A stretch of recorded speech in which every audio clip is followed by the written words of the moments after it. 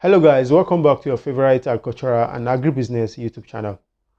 On today's episode, I'll be talking about 5 common mistakes in fish feeding.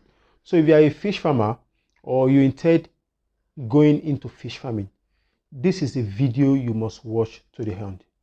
So as we all know, feeding accounts for about 70% in livestock production. And if you are messing it up, if you are making any mistake with it, you are joking with your profit margin. So that is why it is very, very, very important. So on today's episode, I'll be looking at the common mistake fish farmers make in feeding their fish, which in turns have impact, negative one, on their productivity, on their profit, and also the health and the weight gain of their fish. So the number one mistake many fish farmers make is by not calculating their daily feed intake. What do we call daily feed intake? Daily feed intake means the amount of feed you should give to your feed. The amount of feed you should give to your fishes on a daily basis, and this is calculated based on the body weight of the animal. So maybe in another video I'll be showing you how to calculate this daily feed intake. So when you don't calculate this daily feed intake and you want to do some guesswork by just feeding them, and you want to study them by, okay, if they stop feeding, that means they are full. Two things will happen. It's either you'll be overfeeding your fish, which results into increase in cost of production for you, or you'll be underfeeding them, which will result into slow growth rate or slow weight gain. So the two is very, very bad for you. So that mistake, don't make that mistake that you just want to be doing some kind of guesswork. If you are doing guesswork in feeding, it's either you are overfeeding in fish. It's either you'll be overfeeding them or you'll be underfeeding them. That is that about number one mistake. The number two mistake you have to avoid is that many fish farmers don't, especially the new ones, they don't have feeding spots.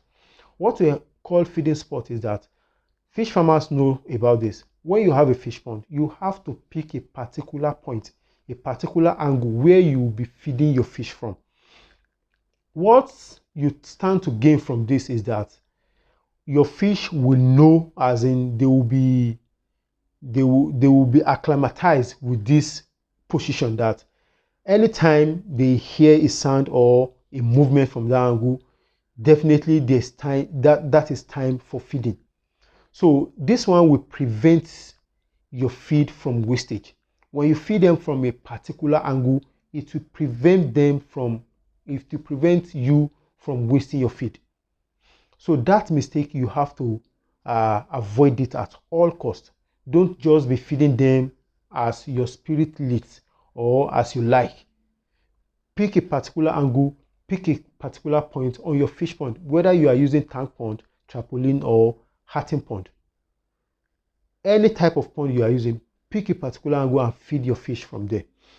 So another thing is that the number 3 mistake I'll be talking about, which is the many fish farmers just want to feed their fish at will, at any time of the day, when they feel like or when they have the chance. You have to design a schedule. If you want to be feeding your fish 2 times in a day, let it be at some specific time, not just a kind of erratic time. You feed them erratically. By doing this, you'll be doing more harm to your fishes by reducing their feed conversion rate, by reducing their feed efficiency, the feed efficiency you are giving to them, and also you'll be hampering with their feed conversion efficiency. So you have to pick a particular time you'll be feeding them, maybe in the morning or in the evening. If you are feeding them 2 times a day, pick some particular time. The only time you can shift this feeding schedule is when it rains. And you know definitely when it rains and the temperature drops, you know definitely your fishes will not be feeding. So you can stay away from feeding them that time. So those are the times you can do away with feeding. But not the least, don't be a fish farmer who, in the name of saving cost, you will now go for poor quality feed. You know, all those fish feed that if you buy them, before you reach your farm, 50 or 40% of it are already in powdery form. All those substandard feed, stay away from them. Stay away from them, because at the end of the day, when you feed them, you are feeding powder into the pond, and majority of them will be going into waste. So the best type of feed that I will recommend for you is the floating feed, because by this you'll be rest assured that your feed will be taken up. I will recommend floating feed over sinking feed. So with this, I've come to the end of today's topic, and I hope you got value one way or the other from this topic. If you are a fish farmer, intended fish farmer, kindly share this video across to your network and let others also gain from this video.